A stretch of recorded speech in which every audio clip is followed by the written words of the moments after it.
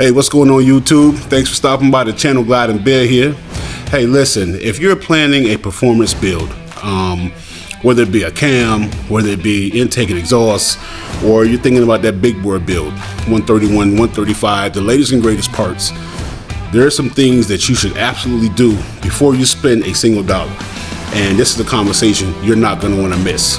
I am very extremely fortunate to be in the presence with one of the industry greats, one of the industry leaders, innovators, creators. This guy has been involved in more development in this industry than you will ever know. His name is Kevin Baxter. If you get an opportunity, you want to look him up and really figure out who he is. But he's somebody you definitely want to listen to. And I had the fortunate opportunity to ask him some questions about those of you out there who are brand new to this industry or brand new to the performance world, or you're getting ready to do some work or do another work that you have to another motorcycle you may have, and you just want to make sure you go about planning it the right way. This conversation, you definitely do not want to miss. I promise you don't want to miss this. All right, so just stand by. Let's get into it. But first, intro. Hey, I'm about to go level up. I cannot settle for nothing. I never been regular. Always knew I could do better. I finally made it this far and I'm not looking back. Needed to see all the time that I put in. Now me and the money are way too attached. Still repping 919. The city is mine and I put it all on the map. Coming for what I deserve. I put in the work. Now I'm about to level up. I am here today with the man, the myth, the legend, Kevin Baxter, and he's going to talk to us about 4 to 5 things that you should do before you spend a dollar.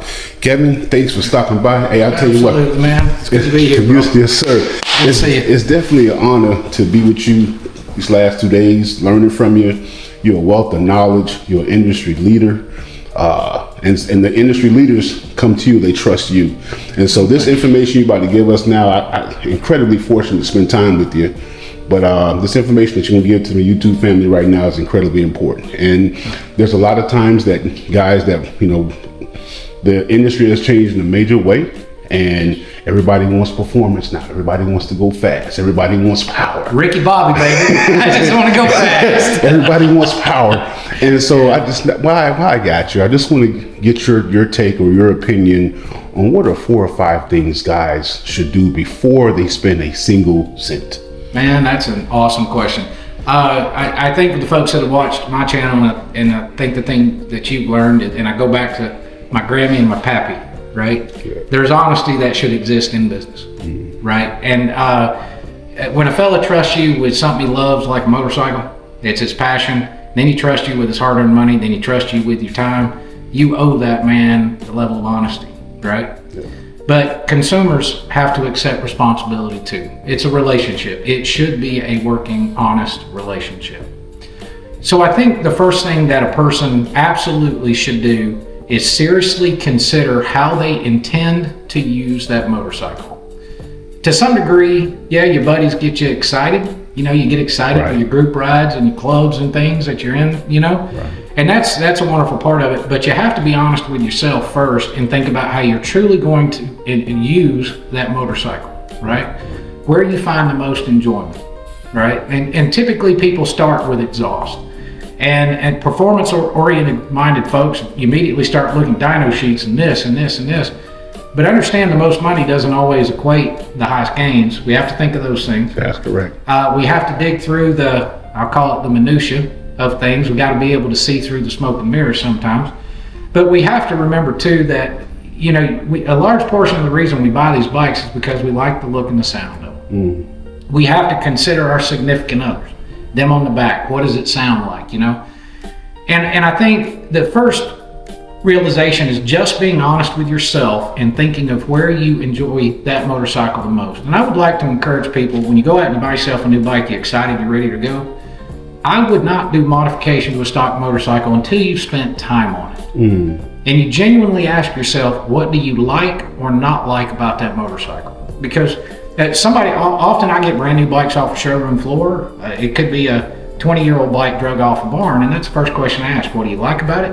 What do you not? A lot of times people say, I haven't owned it long enough. I haven't ridden it that much. Well, if you can't tell me those things, I can't be honest with you and help you, right? Right. So the biggest favor a consumer can do is literally spend some time on a motorcycle. and think about what they like and what they don't like, because there's elements to a motorcycle often people don't consider when they get into the performance world. When whether I'm building a bike completely from scratch, frame and all, or modifying one, I think about 4 elements: fit, form, function, and safety. Those are things we really got to think about. Okay. If that motorcycle don't fit you, you're going to forget about that dyno sheet, right? 100%. The form, we got to think of how it looks. All too often I see people waste money. They'll see the coolest floorboards, and then they see these grips, then they see this, and then they're spending money twice because this one's contrast cut and this is polished, and then it begins not matching, and they spend money twice, right? Use that opportunity to go ride with your friends, go to bike shows on your completely stock bike and find the things that you like, right? So, and that's the form. The form of it is the visual acuities of your bike, right? The function is a no-brainer. The only way you're going to know what you like and don't like is by seat time. Ride that sucker. Maybe you came off of a sport bike, or maybe you're a muscle car guy, or maybe you're a new Corvette or a Porsche kind of guy. Each one has a different expectations of braking performance, suspension performance. It gives you time to ride on the roads that you would typically ride on. How curvy are they? Bumpy are they? Because, and then of course, naturally the safety aspects. If you're a bigger guy and you're going to add performance, you may want to be thinking about suspension and brakes too. 100%. All right. So those things alone help you formulate a budget. Now, often people, if you're dealing with a good, honest shop, what they should do is ask you for your budget, not because they're trying to get into your wallet, but there's so many multitudes of levels of things. Like just today we talked about suspension. Right. You know, we talk about this brand, this brand, this brand, this brand. There's a massive difference between the 4, but you get what you pay for. That's correct. But the guy may not need this one. He may be good with this one. So that's the level of honesty with yourself on the seat time as well. I need to be thinking about brakes because I really don't like that. I don't like how it rides. The next step, I think, is thinking about what your budget is. And you have to be good and honest with that, with yourself, right? How much do I really want to spend? Overall, you know, you buy a $40,000 motorcycle. Am I okay over the next year spending another 10 on it or 40? Right. How long am I really going to keep it? Right. You know, you think about those things, because what a good, honest shop is going to do, if you came in and I ask you that question, maybe your budget's a little tighter. I can't spend it all right now. But what a good, honest shop's going to do is help you plan the build stages to save you money, right? So for example, if you wanted wheels, but then you want to do suspension, right? Well, then I tell you, why don't you wait a little bit on doing your wheel? Because that's going to be, an hour and a half labor or something like that. Hold off a little bit on that. Let's do the suspension at the same time, save you a little bit of money. Right. Right? So it's a combination of those things. And other people think about dropping a cam or choosing their exhaust. Well, if you've got a big budget in mind, you're going to do a build later, I may choose a cam different for you now and an exhaust now that may not be perfect without those modifications, but it will be perfect when you do your build later. When you complete the build. So I'm going to try to keep you from spending money twice, right? Right. So formulating that plan and getting that whole thing together.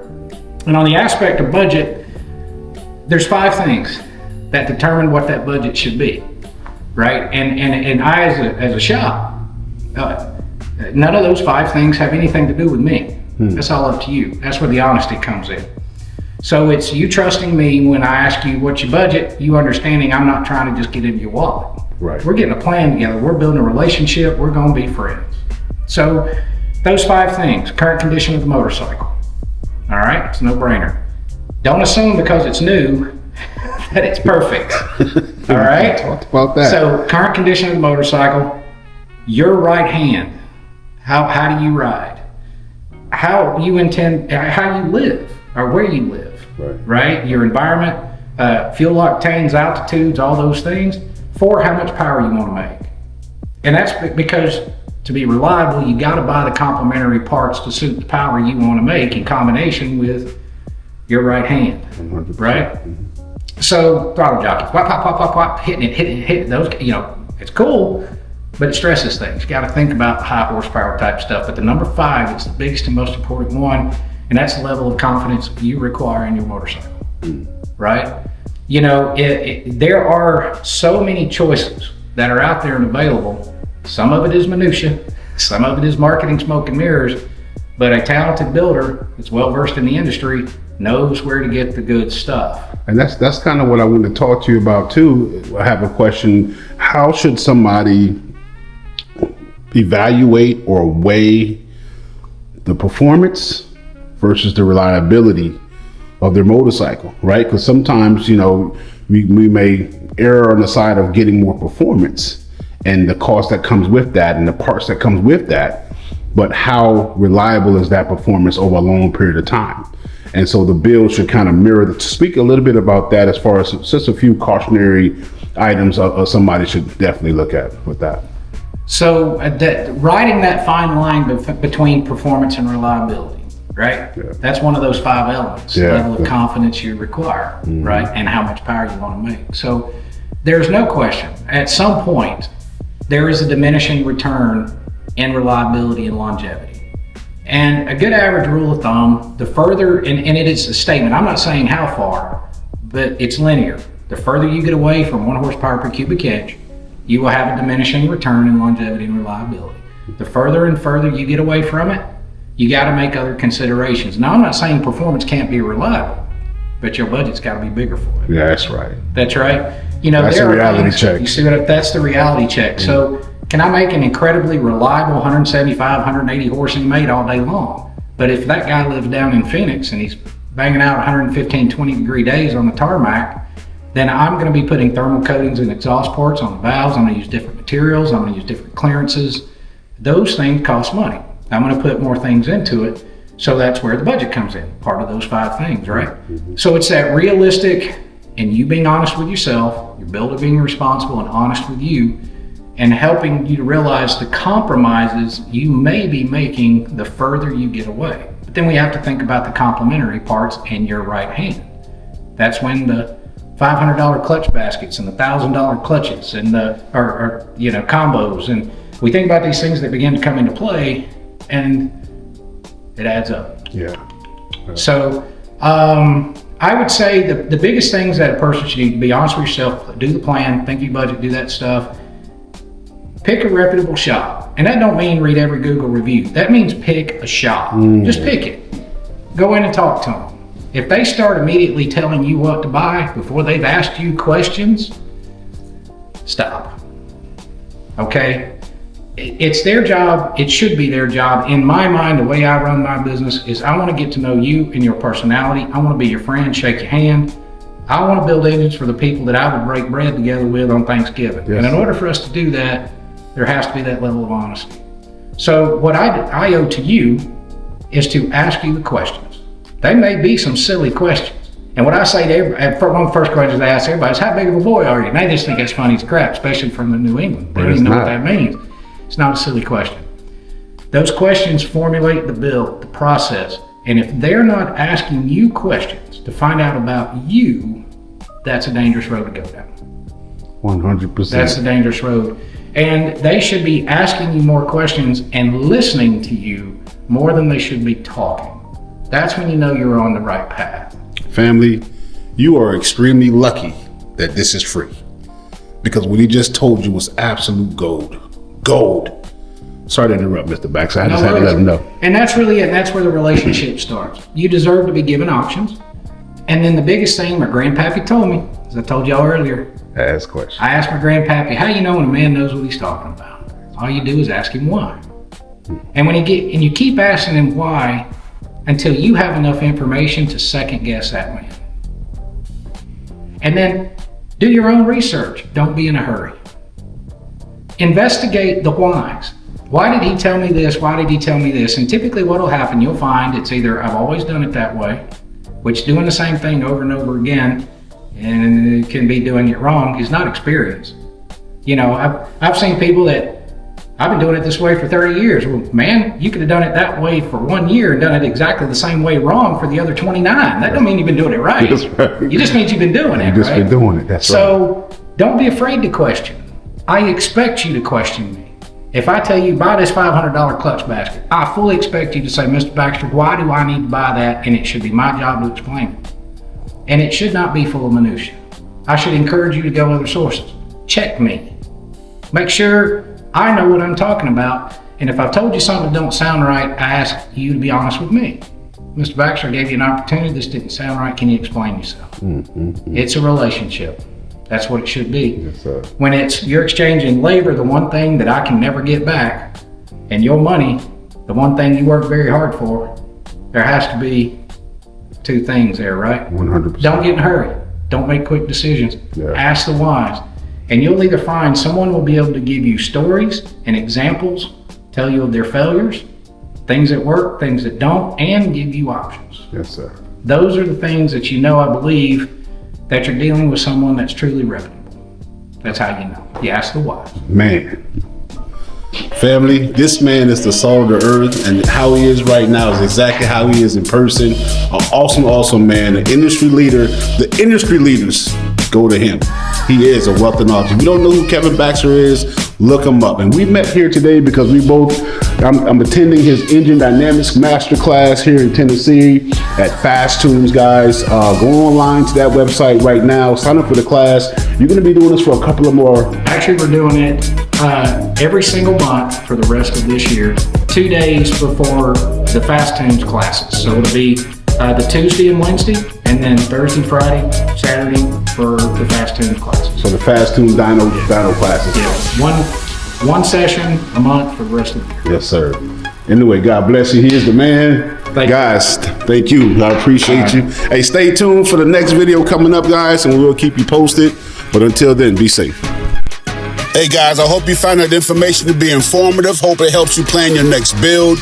Don't forget to like, share, subscribe to the channel, send it to your buddies, talk about what was said. But always remember, guys, we never stop learning, we never stop building, we never stop gliding to push limits. 2 wheels down at all times, guys. Never drink and ride. Stay safe, but most importantly, get out and get your wind therapy. Until the next video, Glide and Bear, out.